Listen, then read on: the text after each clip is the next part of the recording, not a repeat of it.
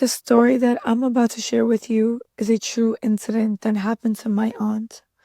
It dates back to the time when she had just gotten married and moved into a beautiful house with her husband in Pakistan.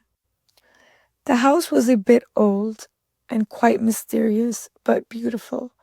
Everything seemed fine, except for one thing: an old mirror in the living room. My aunt says she felt uneasy around the mirror from the very first day, as if someone was watching her. At first, she ignored it, but after a few days, she started feeling like she wasn't alone. Sometimes she would see a shadow in the mirror, other times, she'd hear faint laughter. One night, she was sitting alone in the living room. Her husband had gone out for some work. She was watching TV when she suddenly felt like someone inside the mirror was staring at her. When she looked over, she saw the shadow of a woman, tall, dressed in white, but the face was blurred. She turned pale. She immediately got up and covered the mirror with a cloth. But after that, things only got worse. At night, the children's toys would start moving on their own. Doors would open and close by themselves. And every morning, she would find the mirror is uncovered, as if someone had removed the cloth.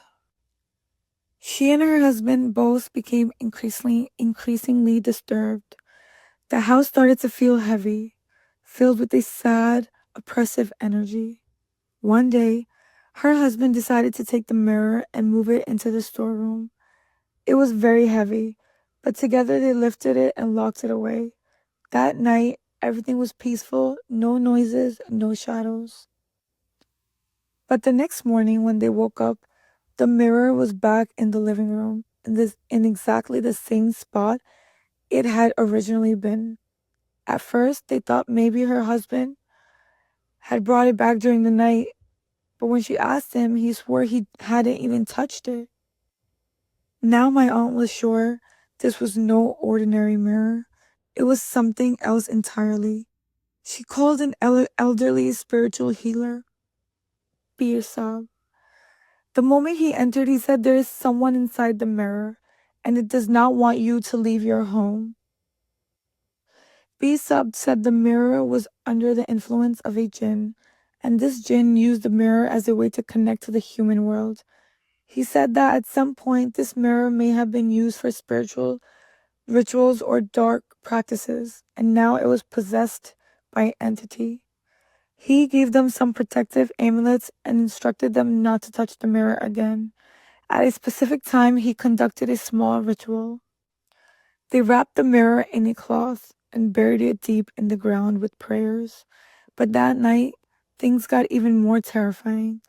It was around 3 a.m. when my aunt woke up. The room had become freezing cold, though the fan was off. Then she saw a girl standing silently in the corner, completely still, facing the direction where the mirror used to be. My aunt says the girl stood absolutely still, her hair long and wet. Her feet weren't touching the ground. My aunt was so frightened she couldn't even scream. It was as if her throat had been closed up. Then slowly the girl began to turn her face towards her.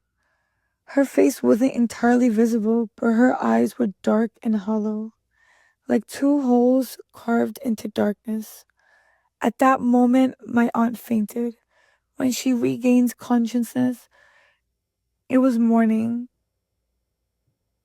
The spiritual healer was called again. This time he said this jinn wasn't just connected to the mirror, it had attached itself to humans' emotions too.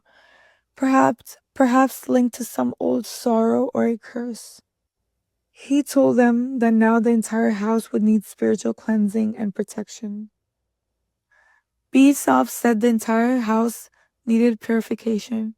For 3 days straight, he performed spiritual rituals, reciting Quranic verses in every room, especially where the mirror had once been. He spent extra time there. On the third day, while he was cleansing the living room, a strong gust of wind suddenly blew through. All the doors slammed shut and the house went dark. A loud scream echoed so intense it felt as if the mirror had returned. That night, Besab told everyone to sleep in one room. My aunt, her husband, and Besab all stayed together and prayed. He said tonight either the spirit will leave or someone will be harmed. All night they heard strange sounds, someone crying, someone laughing, someone opening a door, but by morning everything was silent. In the morning, Besab said the spirit had weakened, but it wasn't fully gone. He asked them to dig up the spot where the mirror had been buried. When they did, the mirror was no longer there. Everyone felt silent. Besab's face turned serious. He said, "This is a very stubborn jinn. It has changed its form. It's no longer inside the mirror. It may now be inside some object, or worse, inside a person." Since that day, my aunt has never stepped foot in that house again. Few months later, she and her husband moved out. They sold the house, but they never really told the real reason until this day. Besop gave her an amulet, which she still keeps with her till this day.